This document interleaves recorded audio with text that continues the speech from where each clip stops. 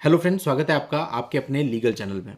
दोस्तों, मैट्रिमोनियल विवादों के अंतर्गत अलग अलग चीज़ें होती हैं, लोगों की अलग अलग राय होती हैं। मैं आपको एक उदाहरण से समझाता हूँ। कमेंट्स पढ़ना कभी।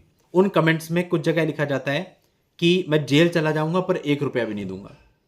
कुछ जगह ये लिखा जाता है सर रीजनेबल सेटलमेंट हो जाए तो बहुत बढ़िया है। कुछ जगह ये लिखा रहता है कि पैसे से मुझे कोई फर्क नहीं पड़ता लेकिन मेरा बच्चा मुझे मिल जाए। यानी हर एक व्यक्ति की अलग मेंटेलिटी है और सोचने का अलग तरीका है, इसीलिए हर एक पर्सपेक्टिव पे अलग अलग वीडियो बनाए जाते हैं और हर एक वीडियो हर एक व्यक्ति पर एप्लीकेबल भी नहीं होता है।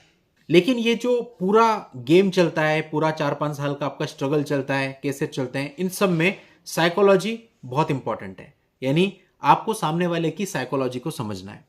अब देखिए, कुछ मामले मेरे पास ऐसे आए जहां पर जो पति है, पति अच्छी जॉब में है, अच्छी उसकी प्रोफाइल है, पैसे की कोई दिक्कत नहीं है, लेकिन उसका बच्चा दूसरी पार्टी के पास है और वो मिलने नहीं दे रहे हैं। तो जब उसको समझाने की हम कोशिश करते हैं, आपको ये नहीं करना, ये नहीं करना, ये नहीं करना, आपके प्रिकॉशंस ही हैं, तो बोलता है सर मेरे को कोई फर्क नहीं पड़ता, मेंटेनेंस है, मेंटेन बन जाए तो बन जाए, मुझे तो मेरा बच्चा चाहिए।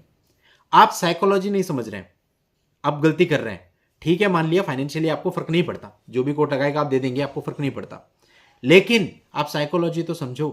ये सारे केसेस जो आपके ऊपर किए जाते हैं, क्यों किए जाते हैं? आपको परेशान करने के लिए और आपसे पैसा निकलवाने के लिए। तीसरा कोई मकसद होता नहीं है। और लास्ट में क्या होता है, अब कोई भी मामला उठा के देख लो, बात पैसे पे आके अटकती है और पैसे से ही सॉल्व होती है। यानी सारी चीज चल तो पैसे के लिए रही है अल्टीमेटली।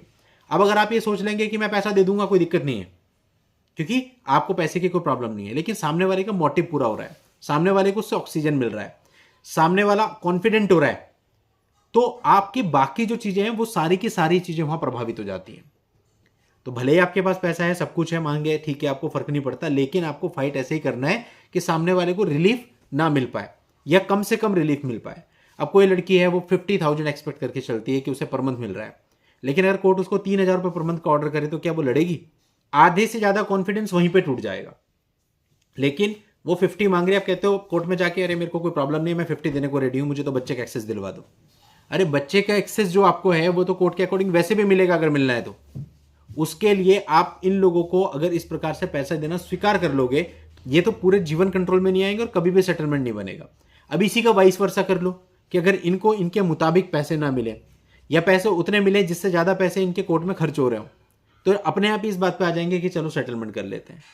तो आपको हर तरीके से चलना है। देखो, कई लोग होते हैं, बोलते हैं सर हम इनके ऊपर केस करना चाहते हैं, हमारे पास ये एविडेंस है। हर तरीके से ठीक है, मान लेते हैं आप केस भी कर रहे हैं, इधर से आपने मेंटेनेंस भी नहीं लगने दिया, उधर से कहीं और से भी पकड़ बना ली, तो जब आप चारों तरफ से अच्छे तरीके से अपने केसेस को फाइट करेंगे तो आपका काम जल्दी होगा।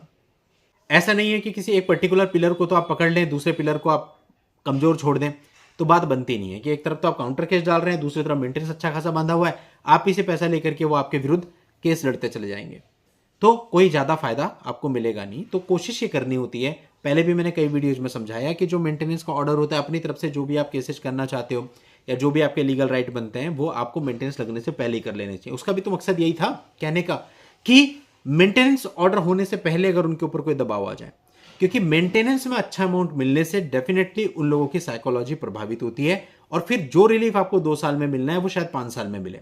इतना फर्क पड़ जाता है जब मेंटेनेंस का ऑर्डर हो जाता है। तो ये तथ्य बिल्कुल अपने दिमाग से निकाल दे कि सर मुझे तो कोई प्रॉब्लम नहीं है, मैं तो मेंटेनेंस दे दूंगा।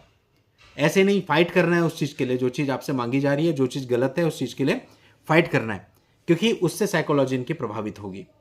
अगली चीज प्रॉपर्टी को लेकर के आती है कि प्रॉपर्टी जो होती है, उन लोगों के मन में कुछ भ्रम होते हैं। भ्रम ये होते हैं कि इसकी प्रॉपर्टी में हम आधा हिस्सा ले लेंगे, इसकी सैलरी में हम आधा हिस्सा ले लेंगे। जब इनिशियल लेवल पे लड़की वालों को ये बोला जाता है कि आप इसको निपटा लो, खत्म कर लो म्यूचुअली अंडरस्टैंडिंग से, तो लोग कहते हैं ठीक है खत्म कर लेते हैं, इसकी ये इतनी इतनी प्रॉपर्टी है, ये आधी हमें दे दो, इसकी इतनी सैलरी है, आधी हमें दे दो। उन्हें एक्चुअली पता ही नहीं है कि उनका लीगल राइट क्या है, वो जस्ट बोल रहे हैं। तो डेफिनेटली वो तो कोई भी नहीं देगा ना, इसीलिए मुकदमे शुरू हो जाते हैं। और लड़के वालों के मन में भी कई बार भ्रम रहता है, और कुछ केस तो मैंने ऐसे देखे कि लड़के वालों ने किसी वकील से सलाह ही नहीं ली, कोई ओपिनियन नहीं ली, लड़की वालों ने बोला, डराया, वो डर गए और प्रॉपर्टी उनके नाम कर दी कि भैया वरना मुझे केस में जाना पड़ेगा। उन्होंने तरह तरह की धमकियां भी दी थी और यह भी कहा था कि आधी प्रॉपर्टी ले लेंगे और यह भी कहा था कि आधा सैलरी ले लेंगे, तो अपने आप ही करके म्यूचुअल कर लिया। तो ये बहुत बड़ी गलती है। प्रॉपर्टी में उनका कोई राइट नहीं होता जब तक कि वो प्रॉपर्टी लड़की के नाम पे ना है। यदि आपने लड़की के नाम से ले रखी है, जॉइंट प्रॉपर्टी ले रखी है जिसमें 50% राइट लड़की का है, तो प्रॉपर्टी वो क्लेम कर सकती है। लेकिन इसके अलावा यदि प्रॉपर्टी आपके नाम पे है, आपकी मम्मी के नाम पे, पापा के नाम पे या किसी और रिलेटिव के नाम पे है, तो वो किसी प्रकार का प्रॉपर्टी में क्लेम नहीं कर सकती है। इसी प्रकार से जो वो लोग कहते हैं आधी सैलरी ले लेंगे, कोई आधी सैलरी नहीं मिलती। जो आपकी नेट पे होती है लगभग उसका 20% उनको मिलता है, दैट्स इट। आपकी 10,000 रुपये सैलरी है तो 2,000 उनका, आपकी 1,00,000 रुपये सैलरी है तो 20,000 रुपये उनका, बस ये उनका मैक्सिमम रिलीफ है, इससे ज़्यादा कुछ नहीं मिलता। और ये लेने के लिए भी बहुत साल कोर्ट में पहले चक्कर मारने पड़ते हैं। तो स्टार्टिंग में ही एकदम डर के अगर आप ये रिलीफ उनको दे दोगे, जिस रिलीफ के लिए उनको पूरे कोर्ट का हेरेसमेंट झेलना था, तो ये तो आपने उनको बहुत बढ़िया कर दिया। आपने उनको खाना परोस के दे दिया कि लो खा लो।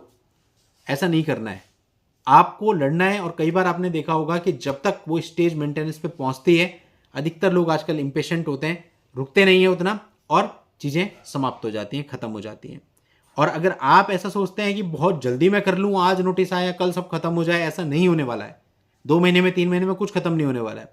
केसेज अगर आ गए तो अपनी साइकोलॉजी को, अपने माइंडसेट को ऐसा बना के चलो कि आपको 2-3 साल बिल्कुल शांति से लड़ना होगा। अगर आप शांति से नहीं लड़ेंगे, हर टाइम ये दिखाओगे कि आप बहुत परेशान हैं, या तो फिर बहुत मुश्किल हो जाएगा। तो यानी पेशेंस रखना है। अगर आप पेशेंस रखते हुए आराम से 2-3 साल भी निकाल लेते हो, ऑटोमेटिक 50 लाख की डिमांड 10 लाख रुपए पे आने वाली है और आपका मामला निपटने वाला है। तो दोस्तों इन चीज़ों को ध्यान रखें। तो आप अगर लड़के पक्ष से हैं और एक्चुअल में आप प्रताड़ित हैं और आपके ऊपर झूठे केसेज किए गए हैं या किए जाने की धमकी दी जा रही है, तो आपको 100% इससे रिलीफ मिलेगा। आज के इस वीडियो में इतना ही। नेक्स्ट वीडियो में नई जानकारी के साथ मैं आपसे फिर मिलता हूं। तब तक के लिए goodbye and thank you for watching. Take care.